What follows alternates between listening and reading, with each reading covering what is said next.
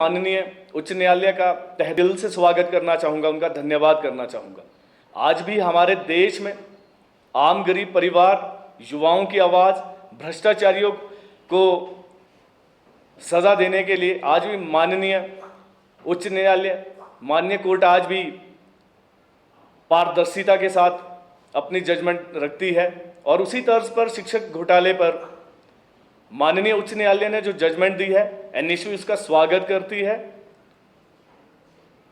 देर आए दुरुस्त आए। हमें विश्वास था माननीय उच्च न्यायालय के ऊपर कि वो हमारी आवाज़ को एक ना एक दिन ज़रूर सुनेंगे।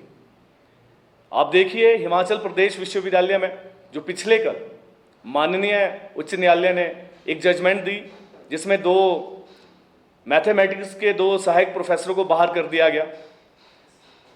आप देखिए उस जजमेंट में किस आधार पर जो हमने जजमेंट, मैं आपको ज़्यादा उस जजमेंट का बताना चाहूँगा। हिमाचल प्रदेश विश्वविद्यालय में पूर्व में एक कुलपति बैठे थे, जो भाजपा सरकार के समय जयराम ठाकुर जी के आशीर्वाद से हिमाचल प्रदेश विश्वविद्यालय में भारत देश का सबसे बड़ा घोटाला करके गए। आज वो सांसद बनकर बैठे हैं, उनको वो एक तगमा भी दिया है भाजपा ने। उन्होंने अपनी पावर का मिसयूज करते हुए 12C7 जो इमरजेंसी पावर वाइस चांसलर इस्तेमाल कर सकता है, एचयू एक्ट 1970 में कहा गया है कि वाइस चांसलर इस पावर का इस्तेमाल ना किसी को लगाने में कर सकता है और ना ही किसी को निकालने में कर सकता है। और माननीय उच्च न्यायालय ने जो जजमेंट दी है, आप देखिए उसमें क्या दिया गया। उन्होंने कहा कि वाइस चांसलर अथॉरिटी नहीं है, वो किसी को लगा नहीं सकती है। एग्जीक्यूटिव काउंसिल, जिसको हम ईसी के नाम से भी जानते हैं, वो सुप्रीम अथॉरिटी है हिमाचल प्रदेश विश्वविद्यालय में किसी भी डिसीजन को लेने के लिए। अब जब ये केस सामने आता है, जब जजमेंट हमारे सामने आती है, पूरे भारत देश और हिमाचल प्रदेश के युवा जब इस जजमेंट को पढ़ रहे हैं, तो उनके सामने क्या आता है। वाइस चांसलर 23/11/2019 को एक ईसी की मीटिंग करते हैं हिमाचल प्रदेश विश्वविद्यालय में।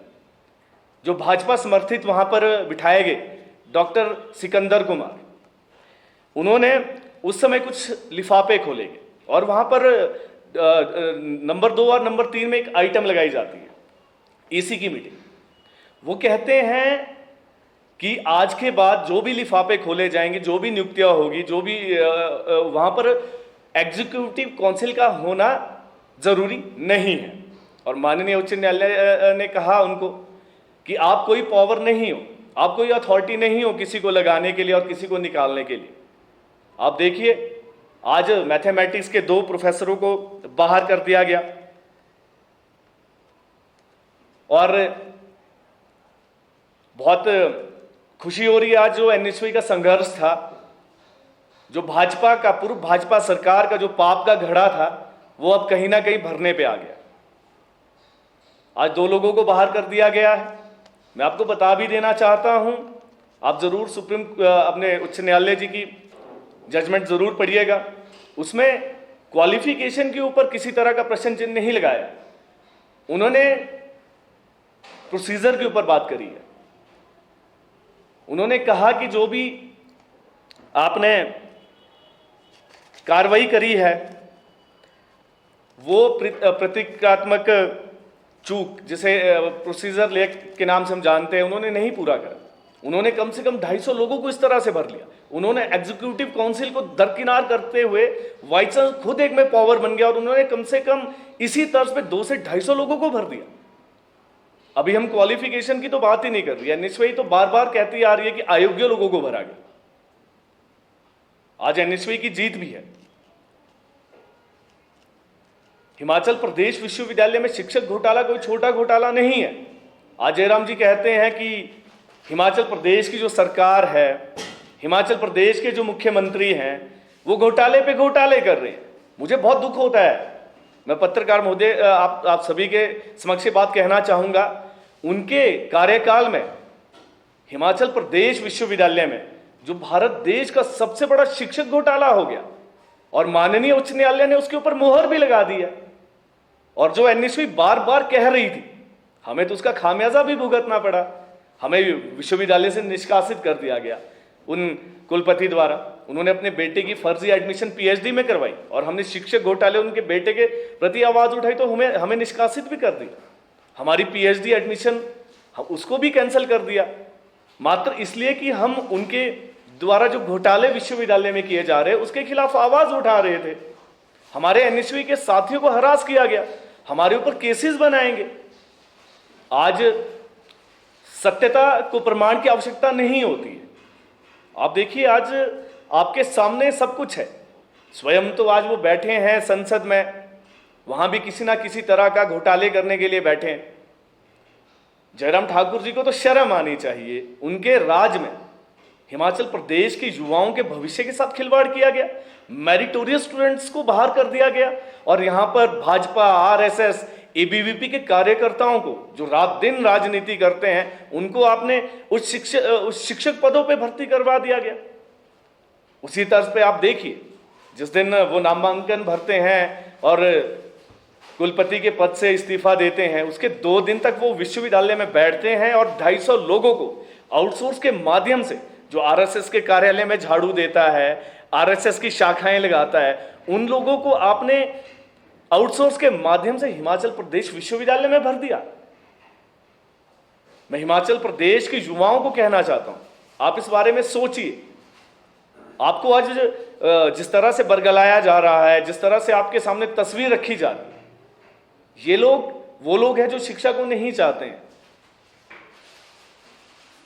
मैं हिमाचल प्रदेश विश्वविद्यालय प्रशासन से भी आग्रह करना चाहूंगा, माननीय उच्च न्यायालय ने जो निर्णय दिया है, जो जजमेंट अपनी दी है, आप एक जरूर लिस्ट बनाइए जिनके रिक्रूटमेंट में किसी भी तरह का प्रोसीजर फॉलो नहीं हुआ है। आप एक लिस्ट तैयार कीजिए, उसी बेस पे उन लोगों को भी आपको घर बिठाना चाहिए। यहां क्वालिफिकेशन की बात नहीं है। जब आपने प्रोसेस ही फॉलो नहीं करा है और आपने लोगों को विश्वविद्यालय में शिक्षक लगा दिया, हिमाचल प्रदेश के युवाओं के भविष्य को अंधकार में धकेलने के लिए हिमाचल प्रदेश विद्यालय को आपने आरएसएस का अखाड़ा बना दिया। जिस विश्वविद्यालय में रिसर्च होनी चाहिए, आज उस विश्वविद्यालय में यह कहा जाता है कि आपको पीएचडी तभी करवाई जाएगी अगर आप आरएसएस की शाखाएं लगाएंगे। आज से पहले भी हिमाचल प्रदेश विश्वविद्यालय में हर आइडियोलॉजी के लोग रहते हैं, प्रोफेसर्स रहते हैं, लेकिन रिसर्च के प्रति उन्होंने कभी भी किसी से कोई कॉम्प्रोमाइज नहीं करा। लेकिन डॉक्टर सिकंदर कुमार, जो खुद को भगवान बने फिरे हैं, जिन्होंने इतने बड़े घोटाले करे, खुद को सफ़ेद कहते हैं कि मेरा दामन तो बिल्कुल सफ़ेद है, कीचड़ से भरा पड़ा है उनका दामन, अपने बच्चों की पीएचडी में फर्जी एडमिशन करवा दी। हिमाचल प्रदेश में जो पढ़ने लिखने वाला, जो पुस्तकालयों में बैठ रहा छात्र हैं, वो उनसे बार बार गुहार करता था कि हमें पीएचडी में एडमिशन दे दीजिए। जो पूरे, चाहे वो नेट क्वालिफाइड करके आ रहा है, जेआरएफ क्वालिफाइड करके आ रहा है, अपना एंट्रांस क्लियर करके आ रहा है, लेकिन उनको पीएचडी में एडमिशन नहीं दी जाती थी। अपने बेटे को उन्होंने पीएचडी में एडमिशन दे दी। शिक्षक भर्ती घोटाला कोई हिमाचल प्रदेश विश्वविद्यालय का नहीं। आप देखिए, कोविड का दौर चला था, पूरा विश्व त्राही त्राही हो रखा था, और हिमाचल प्रदेश विश्वविद्यालय में मास्क पहनकर, मुंह को ढककर शिक्षकों की नियुक्ति करवाई जा रही थी सिकंदर कुमार द्वारा, जयराम ठाकुर जी द्वारा। जयराम ठाकुर जी को तो शर्म आनी चाहिए। वो युवाओं को कैसे फेस कर रहे हैं, उनको तो बताना चाहिए मीडिया के सामने आकर।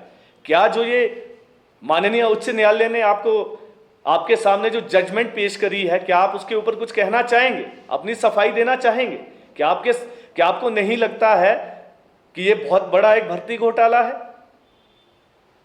मैं जयराम ठाकुर जी से पूछना चाहूंगा कि आप उन लोगों को उच्च पदों पे बिठाते हैं जो आरएसएस के लोगों को, आरएसएस के कार्यकर्ताओं को, भाजपा के कार्यकर्ताओं को, एबीवीपी के कार्यकर्ताओं को नौकरियों बैकडोर में, जिनके पास योग्यता नहीं है। अगर कोई योग्य होगा तो उसका तो मैं भी स्वागत करूंगा, वो किसी भी विचारधारा से संबंध रखे, मैं उसका भी उनका स्वागत करूंगा। अगर वो वेल क्वालिफाइड हैं, वो काबिलियत रखते हैं एक शिक्षक बनने की। लेकिन हिमाचल प्रदेश विश्वविद्यालय में तो ऐसा कुछ हुआ ही नहीं। वहां तो ऐसे लोगों को भरा गया जो मात्र आरएसएस का कार्य कर रहे हैं, भाजपा का कार्य कर रहे हैं और एबीवीपी का कार्य कर रहे हैं।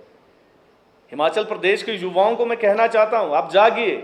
एनएसयूआई तो हमेशा से जागी है।